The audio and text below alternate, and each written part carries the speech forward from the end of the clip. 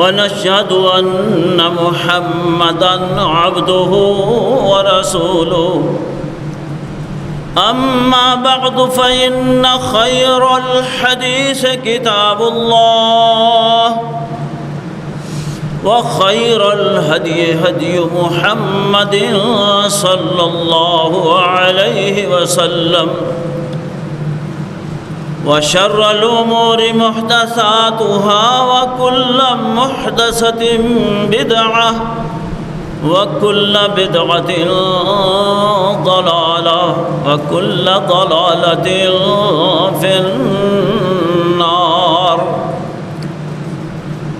أما بعد فقال الله سبحانه وتعالى في القرآن المجيد والفرقان الحميد: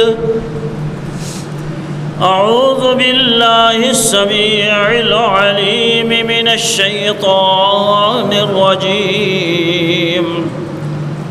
بسم الله الرحمن الرحيم.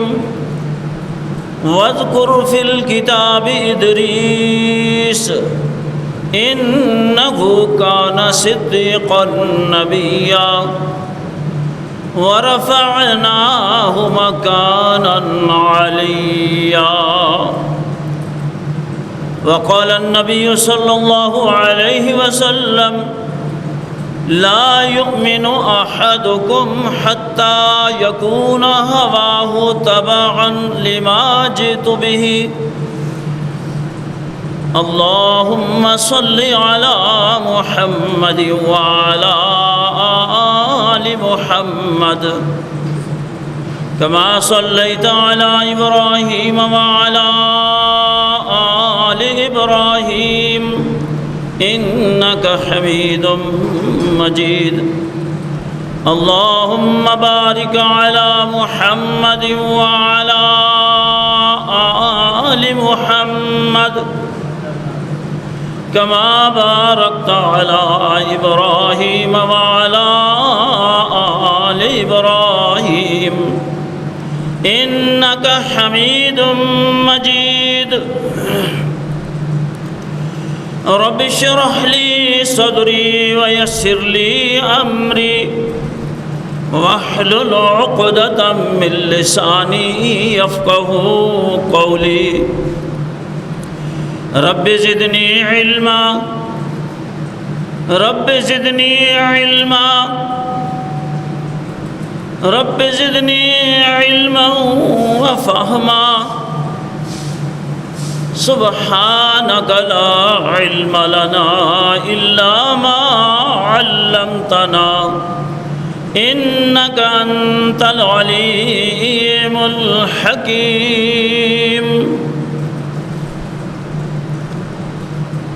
سب تعریفوں کے لائق اللہ سبحانہ و تعالی کی ذات ہے، جس مالک الملک نے اپنی قدرت کاملہ سے تمام جہانوں کو پیدا فرمایا. زمین و آسمان اللہ نے بنائے. آسمانوں کی بلندیاں اور وسعتیں اسی اللہ نے پیدا کی. آسمان دنیا کو چاند، سورج، ستاروں سے مزین فرمانے والے بھی وہی ذات ہے. ان تمام جہانوں کا نظام وہ اللہ اکیلا ہی چلا رہا ہے. اس نظام کو چلانے میں اس کا کوئی ساجی اور شریک نہیں. مختصر حمد و ثنا کے بعد انگنت لا تعداد بے حد و حساب درود و سلام ہو امام الانبیاء نبی رحمت صلی اللہ علیہ وسلم کی ذات گرامی پر، جن کو اللہ رب العالمین نے اپنی لا ریب کتاب قرآن مجید فرقان حمید عطا کر کے اپنے بندوں کی ہدایت کے لیے مبعوث فرمایا. اور یہ بھی اللہ کریم کا اپنے بندوں پر بہت بڑا احسان ہے کہ جس نے زندگی جیسی نعمت عطا کر کے انسان کو اس جہاں میں بسنے کا موقع فراہم کیا. اور یہ بھی اللہ کریم کا اپنے بندوں پر بے حد و حساب انعام و کرام ہے کہ جس نے اپنی تمام مخلوقات میں سے حضرت انسان کو اشرف اور اعلیٰ بنایا۔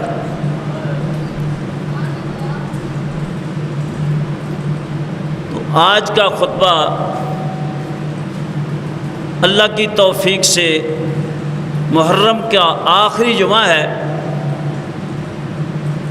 اور یہ محرم وہ مہینہ ہے جس کی تعظیم اور عزت اللہ نے دنیا بنانے سے پہلے ہی بنائی۔ اللہ ارشاد فرماتے ہیں ان عدت الشہور عند اللہ 12 شہرا فی کتاب اللہ یوم خلق السماوات والارض منها 4 حرم۔ اللہ ارشاد فرماتے ہیں کہ 12 مہینے دنیا کا نظام جو اللہ نے چلایا نا، مہینوں کی تعداد 12 ہے، جن میں سے 4 مہینے جو ہیں حرمت والے ہیں۔ یہ حرمت والے کیوں کہا؟ کہ اس کے اندر اللہ نے منع کر دیا کہ ان مہینوں میں جنگ و جدل، فساد، شکار کرنا، شکار کو دھکیلنا، پہنچانا، خبر دینا سب حرام ہے۔ عرب چونکہ عادتاً دشمنیوں پہ مبنی ان کی زندگی سی، نبی صلی اللہ علیہ وسلم کی زندگی سے پہلے، آپ کی آمد سے پہلے ایک دوسرے تک دشمنیاں بنا لیتے اور صدیوں تک وہ چلتی رہتی۔ تو یہ 4 مہینے حرمت والے کون سے ہیں؟ اللہ نے ارشاد فرمایا رمضان کے بعد ذی القعدہ، شوال کے بعد ذی القعدہ، ذو الحجہ، محرم، اور چوتھا مہینہ رجب ہے۔ یہ حرمت والے مہینے اللہ نے قرار دیے۔ اللہ نے فرمایا ان مہینوں میں وحی کر کے اللہ کے رسول صلی اللہ علیہ وسلم کے اوپر اللہ نے فرما دیا کہ ان مہینوں میں تم اپنی فسادی مشورے اور جو کچھ تمہارے ذہن کے اندر فطور وجہ موجود ہے، 12 مہینوں میں ان 4 مہینوں میں باز آنا ہے، بالکل قریب نہیں جانا۔ مشرک تو تھے وہ، لیکن اللہ کے گھر کی تعظیم تو ضرور کیا کرتے تھے۔ نبی صلی اللہ علیہ وسلم کی آمد سے پہلے وہ بیت اللہ کا طواف کرتے تھے، لیکن بے پردہ ہو کر، بے لباس ہو کر، شریعت نے اجازت نہیں دی۔ نظریں بھی مانتے تھے اللہ کے نام کی۔ حضرت عمر رضی اللہ تعالیٰ عنہ جب ایمان لائے نا، تو رسول اللہ صلی اللہ علیہ وسلم سے کہنے لگے جہالت کے دور میں میں نے ایک نظر مانی تھی اللہ کے گھر کی، تو اس کے لیے کیا حکم ہے؟ آپ نے فرمایا کہ نظروں کو وَيُوفُوا نُذُورَكُمْ، اپنی نظریں پوری کرو، اس نظر کو پورا کرو، اور نظر و نیاز کا حقدار صرف اور صرف اللہ ہے۔ تو آج کے خطبے میں انشاءاللہ تعالی عزیز ایک پیغمبر ایسے ہوئے ہیں جن کو اللہ نے وحی کے ذریعے نبی علیہ الصلوۃ والسلام کو آگاہ کیا ہے کہ وذکر فی الکتاب ادریس، اے میرے محبوب ایک ایسا پیغمبر ہے آدم علیہ السلام کے بعد، اس کا ذکر بھی اپنے صحابہ میں کیا کرو۔ انہ کان صدیقا نبیا، وہ میرا بہت ہی سچ بولنے والا نبی تھا۔ وَرَفَعْنَاهُ مَكَانًا عَلِيًّا، اور ہم نے اسے بلند مقام پر اٹھا لیا۔ یہ قرآن کہتا ہے، سورہ مریم سے میں نے آیا مبارکہ تلاوت کی۔ تو عرض کرنے کا مقصد ہے کہ بعض لوگوں نے یہ سمجھ رکھا ہے کہ محرم الحرام کا مہینہ جو ہے شاید یہ کربلا کے بعد ہی عظمت والا بنا ہے، تو اللہ نے اس کی وضاحت پہلے ہی فرما دی ہے۔ اسی لیے اللہ نے کہا کہ حرمت والے 4 مہینے ہیں جن میں محرم کا مہینہ بھی شامل ہے، اور محرم کا مہینہ وہ ہے جس سے اسلامی سال کی ابتدا ہوتی ہے۔ پہلا مہینہ ہے اسلامی سال کی ابتدا محرم الحرام کے مہینہ سے ہوتی ہے، اور یہ وہ مقدس مہینہ ہے جس کی حرمت عزت اللہ نے دنیا بنانے سے بھی پہلے بنائی۔ اسی مہینے میں اللہ تعالیٰ نے زمین، آسمان، پہاڑ، سمندر، لوح و قلم، جبرائیل علیہ السلام اور دیگر فرشتوں کو اللہ نے بنایا، پیدا فرمایا۔ اور یہی وہ مہینہ ہے جس میں اللہ کریم نے آدم علیہ السلام کو پیدا فرمایا، اور اسی مہینہ میں ان کی توبہ قبول ہوئی۔ اور یہی وہ مہینہ ہے عشرہ محرم جس میں نوح علیہ السلام کو طوفان سے نجات ملی۔ طوفان نوح سے اسی مہینے میں اللہ نے نوح علیہ السلام کو نجات دی۔ اور یہی وہ مقدس مہینہ ہے جس میں حضرت ابراہیم علیہ السلام پیدا ہوئے، اور یہی وہ مکرم و عزت و لحاظ سے وہ مہینہ ہے جس میں ابراہیم علیہ السلام کی قوم نے ان کو چخا میں ڈالا، اور اسی مہینے میں اس آگ کو اللہ نے گلزار بنا دی۔ یہی وہ مہینہ ہے۔ اور اسی مہینہ میں فرعون غرق آب ہوا، موسیٰ علیہ السلام کو اس کے جبر و تشدد سے نجات ملی، اور اللہ نے فرعون کو غرق کر دیا۔ اور یہی وہ مہینہ ہے جس میں یونس علیہ السلام کو اللہ نے مچھلی کے پیٹ سے باہر نکالا۔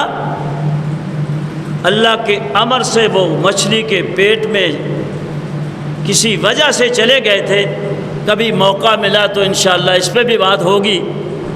تو جتنے دن اللہ کو منظور ہوا مچھلی کے پیٹ میں اللہ نے رکھا، اور جب اللہ نے چاہا اسی ماہ مکرم میں اللہ نے ان کو مچھلی کے پیٹ سے باہر پیدا کیا۔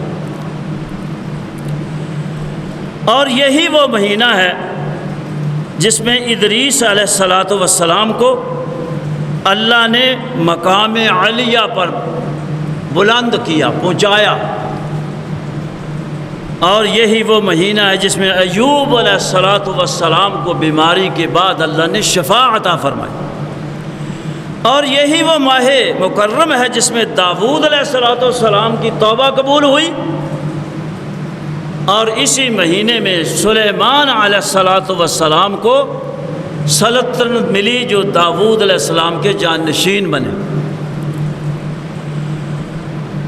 اور اسی عشرہ محرم کے اندر اللہ کریم، عاشورہ محرم کے اندر اللہ کریم عرش پر مستوی ہوا، اور اسی مہینہ میں قیامت آئے گی۔ اسی عاشورہ محرم میں اللہ تبارک و تعالی عرش پر مستوی ہوا، اور اسی مہینہ میں قیامت آئے گی۔ اور اسی ماہ عاشورہ میں سیدنا امام حسین رضی اللہ تعالی عنہ کو شہادت نصیب ہوئی۔ یہ کوئی تھوڑا مقام نہیں ہے، شہادت نصیب ہو جانا بہت بڑا مقام ہے۔ جتنی تکلیف سے، درد سے بے دردانہ شہادت ہوگی اتنا اجر اس کا بڑھتا جائے۔ سیدنا عثمان غنی رضی اللہ تعالیٰ کی شہادت کی طرف نظر دوڑاؤ، کتنی تنگی سے، پریشانی سے ان کو شہید کیا گیا۔ تو یہ مرتبہ جتنا اللہ نے عظیم بنایا ہے اتنی تکلیفیں بھی تو بعض اوقات اٹھانی پڑتی ہیں۔ سیدنا عمر فاروق رضی اللہ تعالیٰ شہادت کی دعا کیا کرتے تھے، یا اللہ موت دینا تو شہادت کی دینا۔ کسی نے پوچھا ہے امیر المومنین شہادت تو جہاد میں ملتی ہے، آپ مسجد میں نبوی میں بیٹھ کے شہادت کی دعا کرتے ہو؟ فرمایا اللہ کے لیے کیا مشکل ہے، اور کیسے شہید ہوئے آپ کو معلوم ہے؟ مجوسی نے چھپ کے محراب کے اندر نماز فجر کے وقت پار کیا، نماز کی حالت میں شہید کر دی۔ وہ جب بھاگا وہاں سے تو صحابہ نے اسے پکڑنے کی کوشش کی، بہت صحابہ کو بھی شہید کیا، زخمی کیا اس نے، پھر خود ہی اپنا خنجر اپنے پیٹ میں مار کے خود جان دے دی کہ اگر میں پکڑا گیا تو میرا کیا حال ہوگا۔ تو شہادت اللہ جس کو چاہے جس کو قبول فرما لے۔ شہادت کی اقسام ہیں جن میں سے جہاد کی قسم جو ہے یہ سب سے اعلیٰ قسم کی۔ اللہ کریم سے شہادت کی موت کی دعا کرنی چاہیے، نبی صلی اللہ علیہ وسلم نے فرمایا کہ شہید کی روح جب دنیا سے رخصت ہوتا ہے نا، اللہ ایک پرندے کے جوف میں اس کو جگہ دیتا ہے، دل کے اندر۔ وہ صبح ہوتی ہے تو جنت کی سیر کرتا ہے، اس کی روح کو لیے ہوئے جنت کی سیر کرتا ہے۔ اتنا مقام ہے شہید کا۔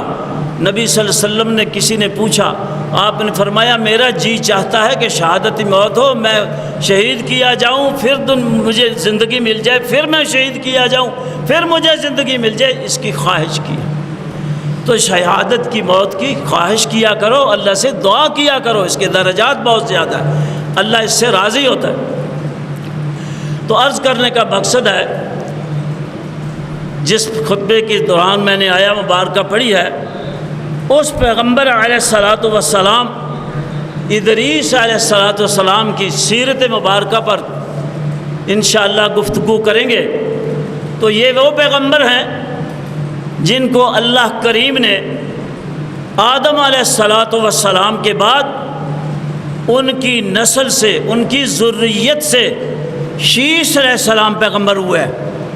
دوسرے پیغمبر شیش علیہ السلام ہیں، اور شیش علیہ الصلاۃ والسلام کے بعد اللہ کریم نے نبوت کے اس منصب پہ ادریس علیہ السلام کو فائز کیا۔ حضرت عباس رضی اللہ تعالیٰ عنہ کی روایت کے مطابق نوح علیہ الصلاۃ والسلام سے 1000 سال پہلے دنیا میں آئے، اور نوح علیہ الصلاۃ والسلام کے رشتے کی نسبت سے پردادا لگتے ہیں، اور شیش علیہ الصلاۃ والسلام کی رشتے کی نسبت سے ان کے دوترے لگتے ہیں۔ شیش علیہ السلام ان کے نانا تھے۔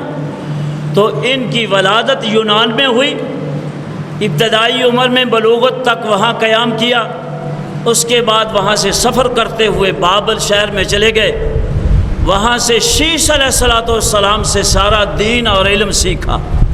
360 سالہ آدم علیہ الصلاۃ والسلام کا جو دور تھا نا، وہ قانون، وہ قواعد، وہ احکامات جو اللہ نے ان کے ذریعے ہماری دنیا میں اصلاح کے لیے نازل کیے تھے، وہ ان کو 360 سالہ دور زبانی یاد۔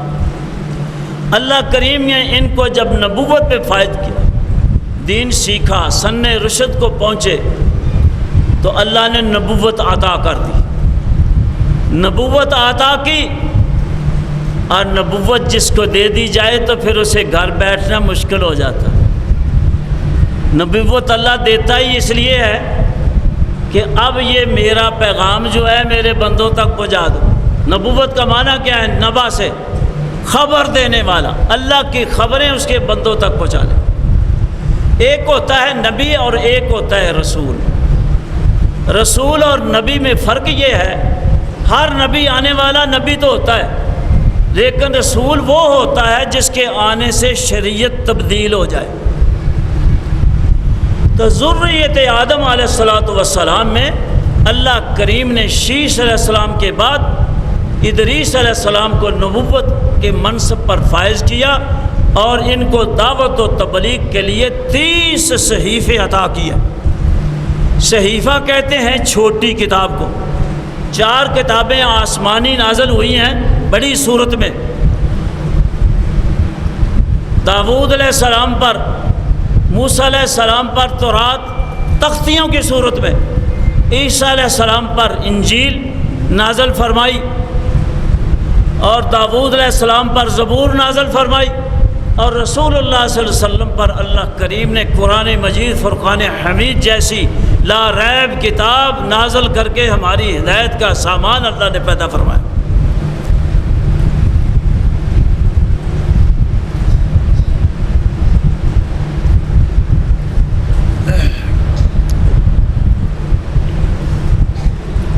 مفسرین نے لکھا ہے کہ ادریس علیہ السلام جس زمانے میں پیدا ہوئے، اس زمانے میں 70 زبانیں بولی جاتی تھی، 70 زبانیں، اور اللہ نے ان کو ایسا ملکہ دیا تھا کہ 70 زبانوں کے اندر ان کے قبائل میں جا کر انہی کی زبان میں دعوت و تبلیغ کا کام کیا کر۔ اللہ نے ان پر 30 صحیفے نازل کیے، آدم علیہ السلام پر 10 صحیفے، کسی نبی پر 1، کسی پر 2، کسی کا 4، 5، اسی طرح سے، تو 30 زبانوں میں تبلیغ کیا کرتے تھے۔ خوش نصیب ہیں وہ لوگ جن کو اللہ کریم اس دعوت و تبلیغ کے مشن کے لیے پسند فرما رہے اور چن لے، جن میں سے خوش نصیب آپ بھی ہیں۔ اس مرکز میں، دعوت کے اس مرکز میں بیٹھے اللہ کے دین کی تبلیغ کو لی کر کے دل کے اندر ایک تمنا لے کے بیٹھے ہو، جو یہاں سے سیکھیں گے وہ آگے پہنچائیں گے۔ ہے بات یہ نہیں؟ رسول اللہ صلی اللہ علیہ وسلم نے جس وقت خطبہ دیا نا حجۃ الوداع کا، تو آپ نے یہ بات کہی تھی، بلغوا عنی ولو آیا، اے یہاں پر آنے والوں جتنے شاہد ہیں آ گئے ہیں، وہ غائب لوگوں کو جو نہیں آ سکے، جو مجھ سے سیکھ کر جائیں گے، ان پر فرض ہے یہ بات کہ ان تک میری اس خطبے کی بات کو پہنچا دو، چاہے انہیں ایک حکم ہی یاد رہ جائے۔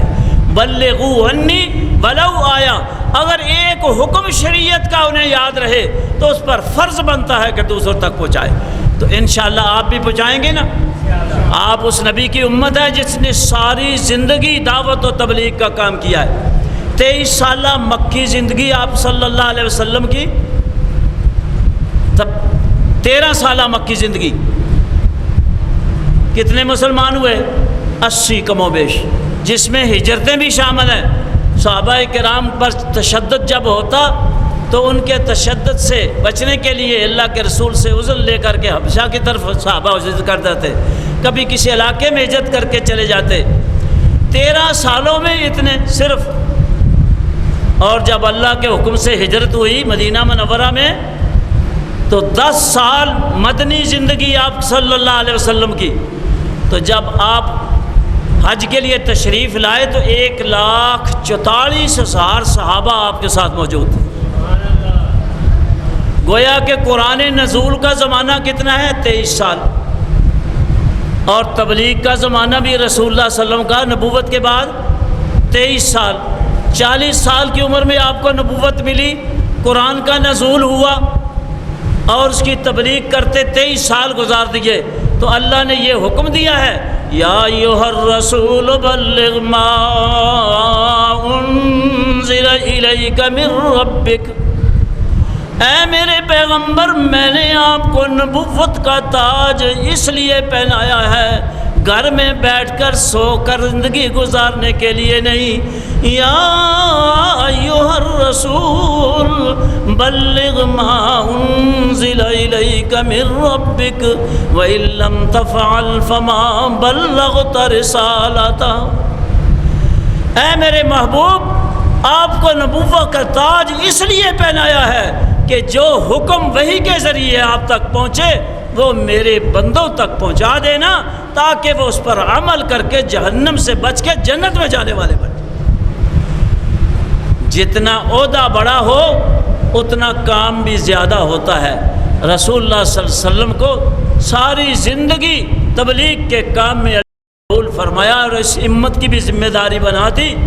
اللہ نے ارشاد فرمایا، رسول اللہ صلی اللہ علیہ وسلم اپنا وقت گزار کے دنیا سے رخصت ہو گئے، لیکن ہمارے لیے حکم چھوڑ گئے، کنتم خیر امت اخرجت للناس تأمرون بالمعروف وتنہون عن المنکر تؤمنون باللہ، تم اس نبی کی امت ہو، تم پر فرض بنتی ہے یہ بات، اخرجت للناس، جس طرح سے نبی اور صحابہ کرام گھر بار چھوڑ کے تبلیغ کے لیے جایا کرتے تھے، اپنے گھر بار کو چھوڑ کر مہینے میں کم از کم 1 دن، ہفتے میں 1 دن کچھ وقت تو دیا کرو۔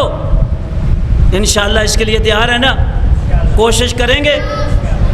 اگر کل اللہ نے سوال کر لیا، دعویٰ تو ہمارا بہت بڑا ہے کہ ہم نبی صلی اللہ علیہ وسلم کی سنت پہ پابند ہیں، اور جو سنت عظمیٰ ہے اس میں کتنا قصہ ڈالا ہے، ہر شخص اپنے گریباں میں جھانک کے دیکھے۔ کل اگر اللہ نے سوال کر لیا کہ اے میرے محبوب کے امتیو، میرے نبی نے تو 23 سال نبوت کے بعد زندگی کھپا دی، صرف کر دی، شب و روز کی نیندیں ان کی ختم ہو گئی، تو اس دعوتی عمل میں آپ نے کتنا حصہ ڈالا ہے؟ تو پھر جواب کیسے آئے گا؟ کتنا ملے گا؟ 0۔ میں یہ نہیں کہتا کہ میں دعویٰ کر رہا ہوں، فتویٰ لگا رہا ہوں کہ 0۔ اپنے اپنے گریباں میں جھانک کے دیکھو، صفر میں جواب ملے گا آپ کو۔ اگر کچھ محنت کی ہوگی تو پھر جواب اللہ کی رضا سے ملے گا کہ یا اللہ میں نے ہفتے میں 1 دن دیا تھا، یا اللہ میں نے ہفتے میں اتنا وقت لگایا تھا۔ لگائیں گے انشاءاللہ، یہ سنت ہے، سنت عظمیٰ ہے۔ تو سیدنا ادریس علیہ السلام نے 30 صحیفے لے کر کے اللہ کی عبادت شروع کی۔ کبھی اس طرف جا رہے ہیں دعوت کے لیے، یہ انبیاء کی سنت ہے، اور کبھی اس طرف جا رہے ہیں۔ ایک دفعہ کا ذکر ہے، اللہ اکبر، کافی عمر ہو گئی، 60 سال تبلیغ کرتے کرتے کرتے 60 سال گزر گئے اور اولاد ابھی نہیں دی۔ ہر آدمی، یہ دنیا کی نعمت اولاد کی نعمت ہے، ہر آدمی چاہتا ہے نا کہ مجھے اولاد بھی دے۔ تو اللہ نے بھی یہ کہی ہے بات، انما اموالکم و اولادکم فتنہ بھی کہا ہے، اور اولاد کو اور مال کو دنیا کی زینت بھی کہا ہے۔ اب فتنہ بنانا ہے یا زینت بنانا ہے، یہ آپ کے ہاتھ میں ہے۔ جیسی تربیت کرو گے زینت بھی بن جائے گی، اگر تربیت ایسی کرو گے موبائلوں کے ساتھ تو فتنہ بھی بن سکتا ہے۔ اللہ سے دعا ہے کہ اللہ محفوظ کرے، فتنوں کی زندگی سے اللہ محفوظ فرمائے۔ تو عزیز ساتھیوں بھائیوں، ادریس علیہ السلام بھی کہتے یا اللہ اولاد دے دے، اولاد دے دے، مانگتے رہے۔ تو ایک بات عرض کر دوں، اللہ جو مانگتا نہیں اس سے ناراض ہوتا ہے، جو اس سے مانگتا ہے اس سے راضی ہوتا ہے۔ آپ کتنا مانگتے ہیں؟ بعض بندے مانگتے مانگتے چھوڑ جاتے، کوئی ملتا تو ہے نہیں۔ چھوڑنا نہیں چاہیے۔ اللہ کے رسول صلی اللہ علیہ وسلم فرماتے ہیں، یہ آدمی دعا کرتا ہے یا اللہ اولاد دے دے، اولاد نہیں ملتی، اللہ اسے مال دے دیتا۔ ایک آدمی مال مانگتا ہے، مال نہیں ملتا تو اولاد دے دیتا۔ ایک آدمی کو اللہ نے مال بھی دے دیا، اولاد بھی دے دی، اور کسی شخص کو کچھ بھی نہیں دیا۔ اللہ کے رسول فرماتے ہیں وہ شخص دل مت چھوٹا کرے کہ میں مانگتا رہا مجھے ملا نہیں۔ نبی صلی اللہ علیہ وسلم فرماتے ہیں حشر کا دن ہوگا، میزان تل رہا ہوگا، ایک پلڑے میں نیکیاں کم ہو جائیں گی، پریشان ہو جائے گا آدمی۔ اللہ کہے گا میرے فرشتوں اس میرے بندے کے فلاں عمل فلاں جگہ پڑے ہیں، لا کے پلڑے میں ڈال دو۔ وہ لا کر کے پلڑے میں ڈال دیے جائیں گے تو وہ شخص کہے گا یا اللہ یہ تو عمل میں نے کیا ہی نہیں۔ اللہ کہے گا میرے بندے تیرے وہ اعمال ہیں جو دنیا میں تو مجھ سے مانگتا رہا، میں نے تجھے دیا نہیں، میں نے اپنے پاس ذخیرہ کر لیا ہے، آج تیری نجات کا سبب اس دعا کے ذریعے اللہ نے بنا دیا۔ تو دعا ہتھیار ہے، اس کو اللہ سے ضرور مانگتے رہنا چاہیے۔ حدیث میں آتا ہے الدعاء مخ العبادہ، اور ایک حدیث میں یہ بھی ہے کہ الصلاۃ دعاء، نماز ساری کی ساری دعا ہے، بشرطے کہ ہمیں اس کا ترجمہ آتا ہو، معنی مفہوم آتا ہو کہ ہم اللہ سے مانگ کیا رہے ہیں۔ نہیں تو کم از کم اپنی زبان میں نماز کے بعد دعا ضرور کیا کرو، یہ مغز ہے نماز کا۔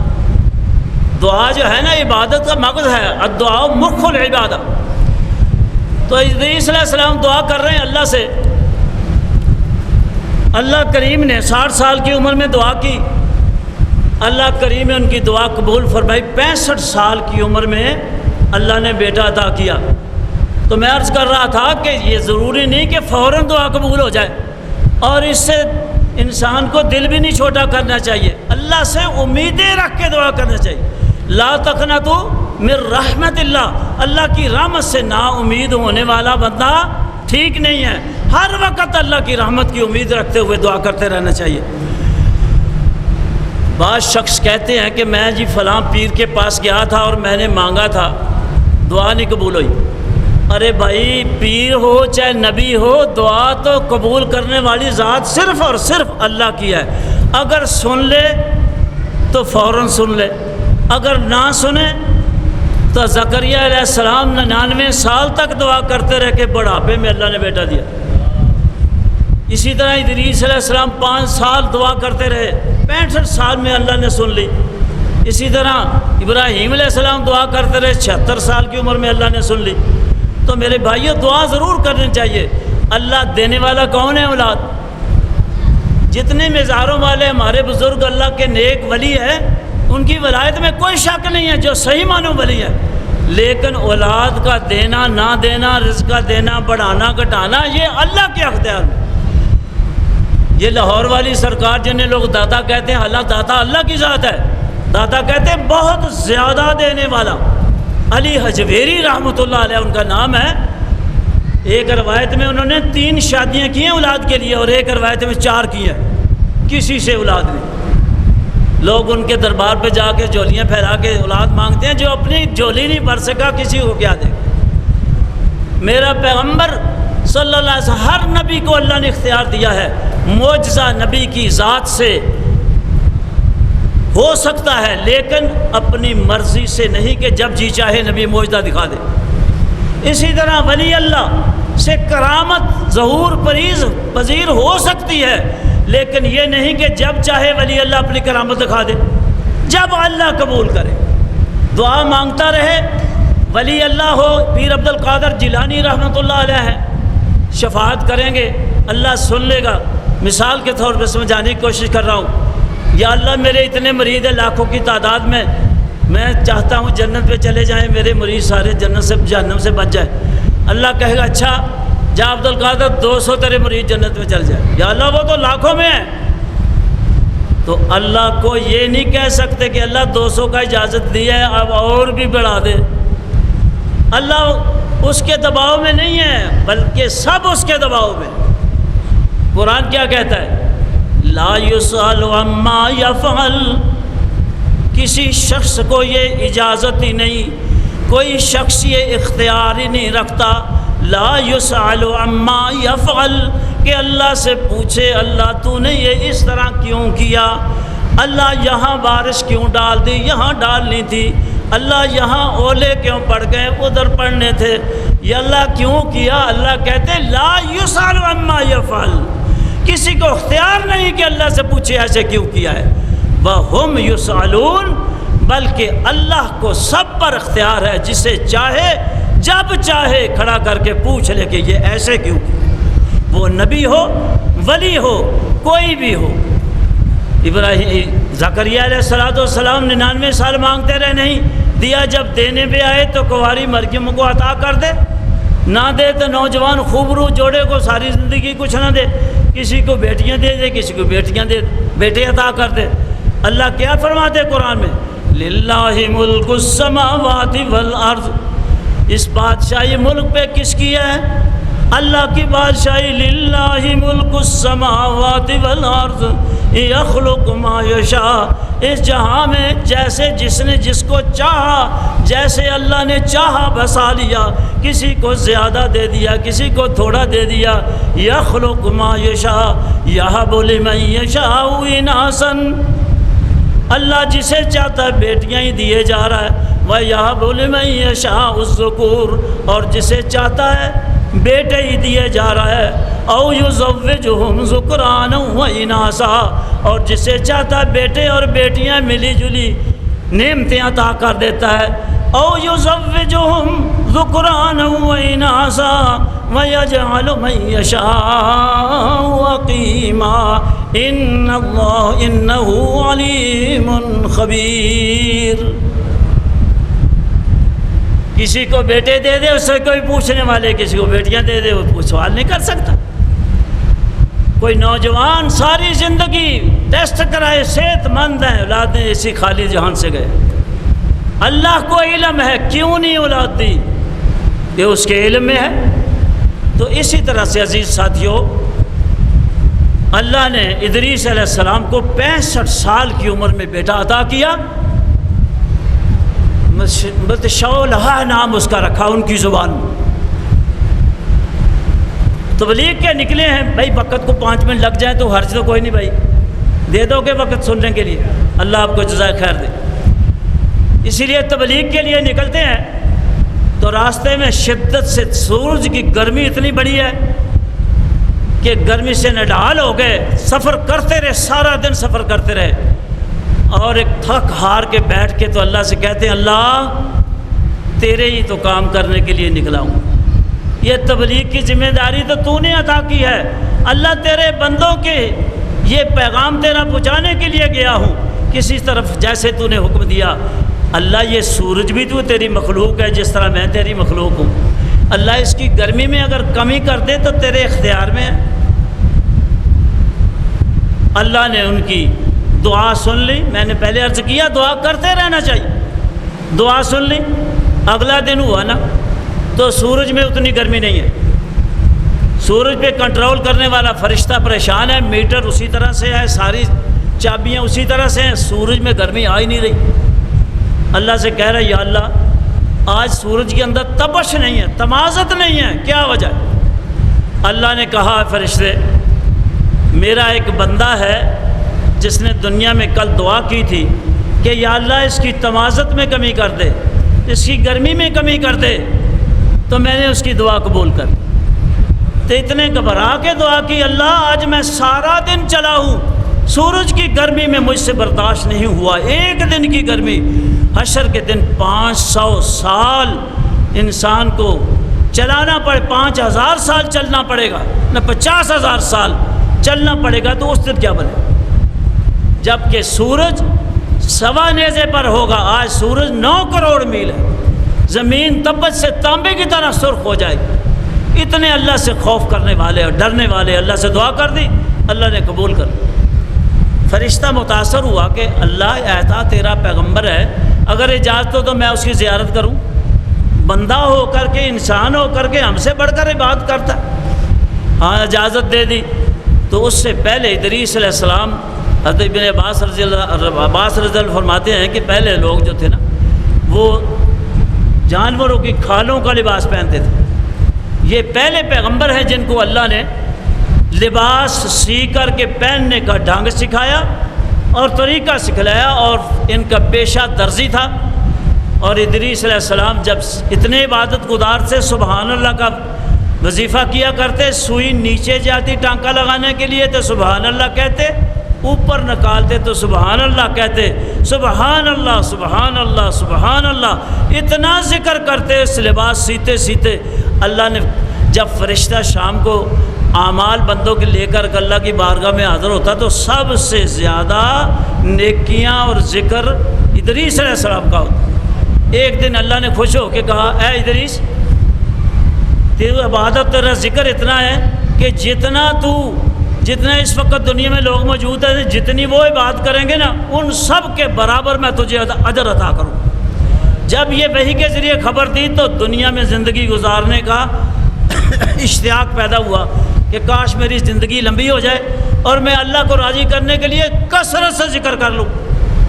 وہ فرشتہ آیا نا جس وقت ان کی عبادت سے متاثر ہوا تھا، کہنے لگے یار تو عزرائیل کو جانتا ہے؟